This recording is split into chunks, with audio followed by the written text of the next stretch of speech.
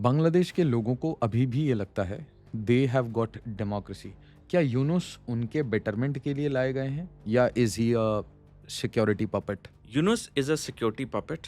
बांग्लादेश की आवाम अब आस्ता आस्ता जागरूक हो रही है कि उन्होंने कितनी भारी गलती कर दी शेख हसीना को भगा के। जिस तरह से आए गए दिन बांग्लादेश के अंदर हिंसा खत्म नहीं हो रही है, जिस तरह से बांग्लादेश में कई सूफी संत जो थे, जो काफी बड़े प्रसिद्ध थे सूफी संत, उनकी कब्रों को खोद के उनके मॉर्टल रिमेन्स को जलाया जा रहा है। और हम जानते हैं इस्लाम में मौत के बाद जलाते नहीं है, दफनाते हैं। जो हिंदुओं पे अत्याचार हो रहा है, मंदिरों को बर्बाद किया, वो तो हम सारे जानते हैं। लेकिन अब ये आग बांग्लादेश के मुसलमानों तक पहुंच चुकी है और आस्ता आस्ता अब बांग्लादेश की आवाम मोहम्मद यूनुस के खिलाफ हो रही है। अब उस स्टूडेंट ऑर्गेनाइजेशन के खिलाफ हो रही है जिसने पिछले साल 5 अगस्त का ये सो कॉल्ड जुलाई रेवोल्यूशन स्पीयरहेड किया था। बांग्लादेश की आवाम अब जागरूक हो रही है कि जिस देश ने हमें बनवाया, भारत ने बांग्लादेश को 71 में बनवाया, हम उस देश के खिलाफ इतना हो गए पिछले 1 साल में कि अब बांग्लादेश के अपने लोगों के लिए दिक्कतें हो रही। क्योंकि हमें एक चीज और, क्योंकि आपने बांग्लादेश आवाम के लिए इस पर से क्वेश्चन पूछा, तो मैं आपके चैनल के थ्रू बांग्लादेश के आवाम को बताना चाहूंगा। शेख हसीना के 15 साल के रूल में